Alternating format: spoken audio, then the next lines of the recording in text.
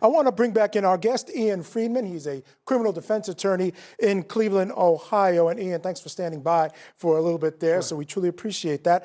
I wanted to ask you, going back to the issue of ineffective assistance of counsel, and we talked a little bit about conceding the fact that there was a murder here. Now, if you've been involved with trials long enough, and you certainly have been and tried God knows how many cases, we know that you can find an expert to say just about anything. Why do you think there wasn't an expert brought in this case to come up with some reason as to why this was an accident? Well, it's funny you said that, because as I've sat here and I've listened with you and with your audience, the same question has just been ringing in my head. Why wasn't there an expert? You're exactly right. You can find an expert who would have come in. Now, is it possible that they did consult with experts and couldn't find someone? Sure. And, I could be guilty of being that Monday morning quarterback. But you're right.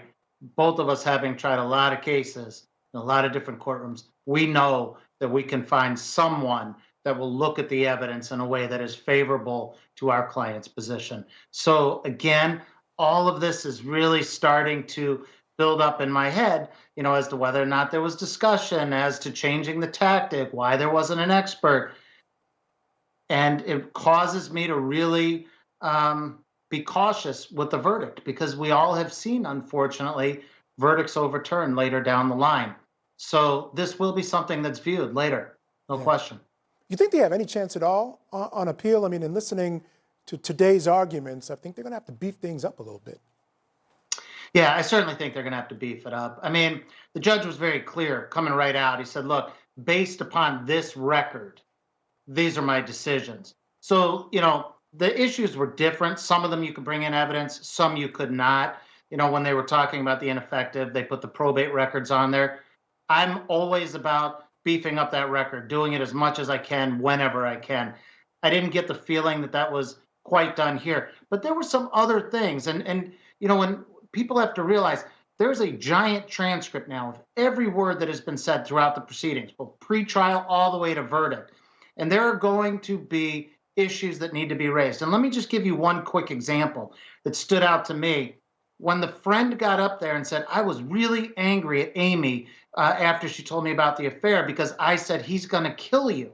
And the question was, why would you say that? And the woman said, well, because he's not the sort of person to mess with. Now, that right there was very telling to me, because that should have been the subject of a lot of pretrial litigation. As a defense lawyer, should that have come in? Absolutely not, without a foundation. Basically, what that friend said was, yeah, here's a person who's capable of killing you, and I have reason to believe it because that's the sort of person he is. So an appellate lawyer is trained to go through with a fine-tooth comb, find everything. Maybe they find one issue, maybe they find many, and therefore in the aggregate, they're able to show they're looking for a deprivation of fair trial rights. So this is far from over. And I hate to say that, right? Because we always want finality. But we know, just looking in history, that sometimes the appellate process does, in fact, bring justice. But it certainly will bring closure later on down the line. And that might be a couple of years. Ian, you make a great point, because when I heard her say that, I felt the same thing. I'm like, how is she able to even say this in court? It was so damaging.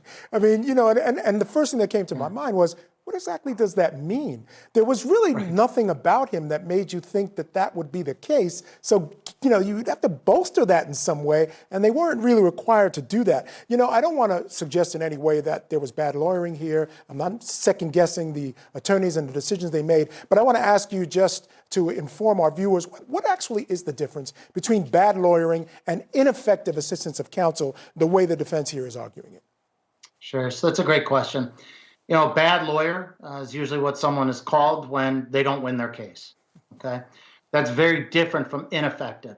Ineffective is the person that does not allow for their client. They don't even do enough. They don't meet the bare threshold necessary to afford someone a fair trial.